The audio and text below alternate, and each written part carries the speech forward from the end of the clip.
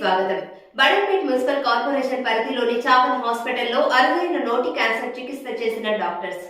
రంగారెడ్డి జిల్లా మహేశ్వరం నియోజకవర్గం Badangpet municipal corporation బాలాపూర్లోని Chavan హాస్పిటల్లో 10 గంటల పాటు శ్రమించి అరుదైన నోటి క్యాన్సర్ చికిత్స చేసిన డాక్టర్స్.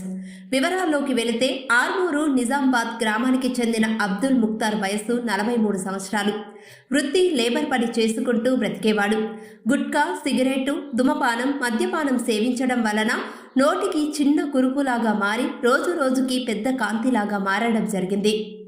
రోజు రోజుకి లేవలేని పరిస్థితి, మాట్లాడలేని పరిస్థితి రావటంతో ఇతరుల ద్వారా సమాచారం తెలుసుకొని బాలాపూర్లో ఉన్న చావన్ హాస్పిటల్కు రావడం జరిగింది.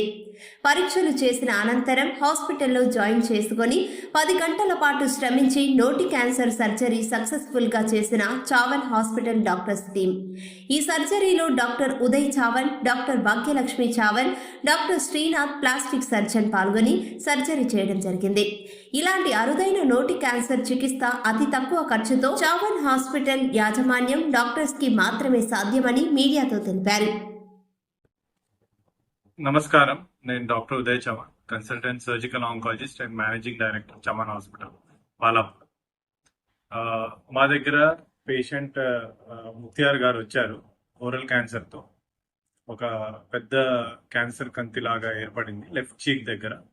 దానికి మేము పరిశీలించిన తర్వాత అది క్యాన్సర్ అని నిర్ధారించిన తర్వాత సర్జరీ టేకప్ చేశాము.